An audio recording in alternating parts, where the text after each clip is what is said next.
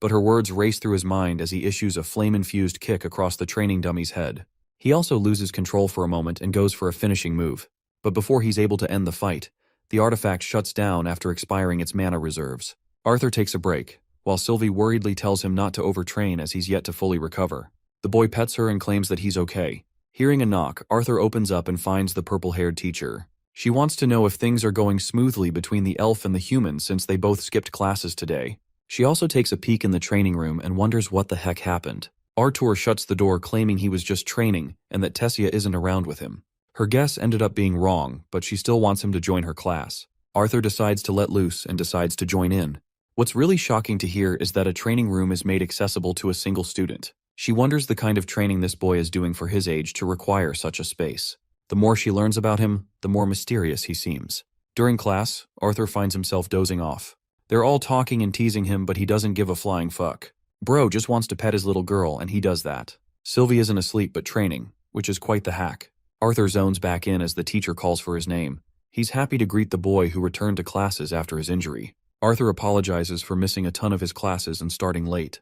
The professor is okay with that, and he wants to give him a chance to share what he knows about spell formations. Arthur gets to work and elaborates how spell formations require manipulation of the more fundamental spells. In simple terms, same starting point, but different outcome or effect. A perfect answer according to Professor Maynor. He uses his answer as a starting point for their lecture. Maynor hypothesizes a world where everyone could read each other's mind. It would be quite the troublesome world, if anything. But in this hypothetical world, the smallest thought could make an enemy out of a person. The kindest person could seem terrifying. Interestingly, Maynor believes that kind of world would produce monstrous mages. Since Sylvie and Arthur can read each other's mind, this little furball thinks they're the ideal mages the professor is talking about. Maynor poses a question to his class, wanting to know why certain conjurers and augmenters use incantations while others don't. One kid argues that if you've mastered a spell, incantations are unnecessary. However, mastering something is unclear on its own. The professor reasons that chanting is done because those very words influence their consciousness. It allows the mage to use the correct idea or suggestion, which later refines the mana into the perfect spell. Maynor touches on another humorous example. He wonders what would happen if one confessed their love to a partner who hated them. There would obviously be a strong reaction from this person. Arthur's out here daydreaming about Tessia's reaction, funnily enough. Anyway, Maynor explains that the incantation of love is actually the trigger for the effect. The spell from the other person, which would result in a reaction of either hatred or disgust, or even physically lashing out. This makes the class roar in laughter, which is a nice quality to have for a teacher according to Arthur. Maynor explains that no different from their thoughts, incantations allow for the manipulation of spells when the mage has visualized it clearly. That is the very reason, in a world where everyone could reach each other's mind, that world would boast the strongest magicians known to mankind. The answer lies in absolute control over one's thoughts. With his brilliant speech finished, Maynor continues on, and the scene ends there. With the class coming to an end, Arthur finds himself distraught. He couldn't focus much because of what happened with the elf. He doesn't comprehend why her words are stinging him so much. Sylvie takes a side with Tessia and explains that she was spitting facts. Arthur argues that enough people hated him while he was an adventurer, but it never bothered him then. The cheeky little pet teases him by stating that he secretly likes Tessia, which is why he's hurting inside. Arthur is a little annoyed that this damn furball is hitting truth bombs. The guy comes to a stop. Why? Because a bunch of clowns were creeping up on him from behind, thinking he wouldn't notice. It's Lucas the fucker and his lackeys. Even Sylvie's pissed off seeing their ugly faces. The lackeys try their best to intimidate Arthur, but Arthur's just ahead of the curve and roasts the heck out of them. Lucas shoves his goon to the ground and confronts Arthur for running off from their match like a coward. He wants to know how he was able to escape. Arthur tells him about the tiny hole which was his exit. This infuriates bitch boy over here because he was really asking about how Arthur escaped the Inferno cage spell unscathed and helped Tessia on top of that. Like a Chad, Arthur swipes his hand away, claiming that it's rude to ask a question like that. Then he gets up in his face to egg him on even more, stating that he's got no reason to say shit to a bitch. Lucas convinces himself that Arthur must have used an artifact of some sort, since it's obviously the only explanation, right? The egotistical dumbass thinks that either Arthur's pet or the elf princess must have helped him acquire one. In return, he simply listens, understanding that Lakuas will never change. The refrigerator delinquent with the bad haircut accuses him of using tricks to seduce Kathleen too. This ugly fuckface is jealous and reminds Arthur about their rank differences. His friend tries to calm the clown down, reminding him that he's using mana in school grounds. But this stuttering son of a bitch is ticked off for real and has no plans of backing down. Lucas doesn't want to deal with a problem child and ditches the lackey. The fat fridge is out here losing his brain that Arthur was able to seduce Kathleen when it should have been him. Our lovable orange-haired MC reminds this clown that he isn't attempting to seduce anyone here. The fatty gets even more pissed, delusionally convincing himself that Kathleen is in love with him when it's really not the case. She'd rather date an actual fridge before coming to this guy. Lucas understands that the fat clown has gone psycho too. This dude is losing his marbles, and even Sylvie understands that something is not right. Arthur has sensed that he's leaking an abnormal amount of mana. It's so bad that his eyeballs are popping out red and his body is tensed up like crazy. The psychopathic freak show lunges to kill Arthur. He sharply turns to his pet, realizing that Sylvie is about to make a really bad move if he doesn't act. Arthur reinforces his magic defense in an effort to block the attack. He manages to deflect at the last second and dodges the blow, causing the fatty to annihilate the ground. This guy was seriously about to kill a student on school grounds. Arthur reminds the idiot that he's attacking a literal teacher under school premises. Even Lucas's lackey thinks they should stop him. But this guy has other plans. After all, he's not involved and is there to simply spectate. Arthur questions their motives and refuses to believe him. Lucas happily claims that he isn't making use of anything, so he can't be blamed. Marcos is consistently losing his sanity, but Lucas is such an imbecile that he doesn't give a damn what happens to him. To him, either Marquois will get hurt, or Arthur will have him expelled. Lucas leaves with a warning to Arthur, reminding him to be fully recovered for their next duel. Before he's got any chance to respond, Arthur is met with earth spikes, which he swipes away with his wind magic. Then he sees this guy looking like a werewolf just lunging at him full speed. Arthur blocks the powerful attack with his shield, but can't fathom how an orange core of this level has become so strong. This guy is pouring out more mana than Lucas, all for the sake of offense. As the shield shatters, Arthur realizes that he might have to activate his seal in order to fully capture the guy without killing him. But as he's about to do that, a fully pissed Sylvie is looming over them, and with a single attack, knocks Marquois completely unconscious. Arthur looks to his little pet who lost her temper seeing him fail to act. Another member of the disciplinary committee comes rushing to ask what happened. Arthur explains the situation, while the girl checks the kid's body. This spine has marks imprinted on it, which means he has become a second victim to the curse. After the incident, Marquois receives recovery. Arthur is curious if there were other cases like this guy.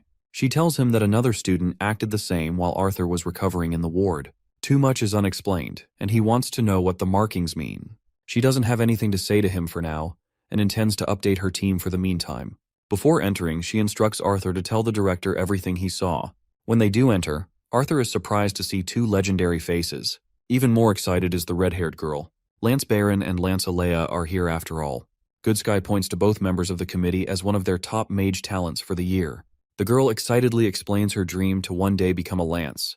This dude Baron literally ignores her and turns to the director to finish up his talk. After the conversation, Lance Baron walks right past Arthur, while Alea offers her full support to the one who shares their dream.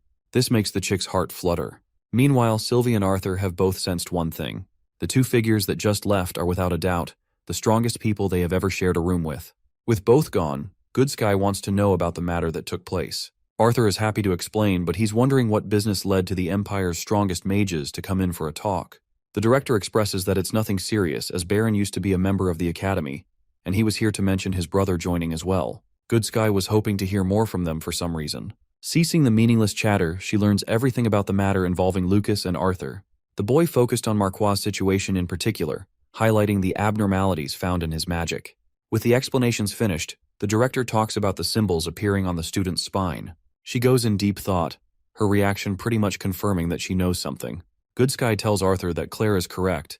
This kid isn't the first case of the bunch, and there's only more to come. Arthur pries further for information, but it seems like there isn't any logical information available to explain what's happening. Even the Mage Guild researchers have been tasked to find out what's wrong, and it's only a matter of time until they discover something. Arthur goes all quiet, while the director orders Claire to have more officers patrolling the classes. She emphasizes security during the night as well. As for Arthur, she's really glad that he's recovering well because the officers need his aid critically. The meeting ends with Good Sky returning to her room, wondering if it was a reckless decision to involve her own students into this mess. She fears the worst of the worst happening. And yet, the director fully understands that sacrifices are necessary. Still, Good Sky is pensive on why everything is proceeding faster than she anticipated. After that, Claire and Arthur bid each other farewell. The boy ends up encountering Baron scolding his baby brother. He's shocked that Lucas's arrogance means nothing in front of his brother. This makes him recall Caspian's warning from long ago, who reminded Arthur not to challenge Lucas until he's fully prepared to beat his older brother as well. It's the reality that Arthur seriously can't do anything with Baron around, for the meantime at least. In a sudden flash, before Arthur's even able to equip his sword, Alea has him pinned with her blade. She wonders why he's fueling with bloodlust towards a lance, also pointing out Arthur's shortcoming for storing his weapon in the dimensional ring. The boy stores his blade again and clarifies that his anger isn't directed at Lance as they've only just met. Alia argues that she could tell his intentions despite his repressed state, however, even his powers would be meaningless against Baron, which makes the boy wonder just how strong the lance truly is. Alia confirms that he's seriously just that guy. Their chit-chat continues with Arthur asking how strong Alea is comparatively. She jokes around and gestures with her hands. Alia is disappointed that he didn't laugh at her joke. She's surprisingly the weakest of the lances, and there's a big gap between the group. Our boy comforts the poor girl for being weak. Surprisingly, Baron isn't dubbed the strongest, but only one of the strongest. Still, her perception ability is way sharper than his, which is how she was able to catch Arthur easily. Alia had a fun time talking to Arthur, who pays her full respect. Seeing the boy, she is reminded of her brother, and how he could have been the same age if he was around. Alia pats his head and thanks him before leaving. The following day, talks of the incident ran wild among the student body. People are shocked that the class went so far.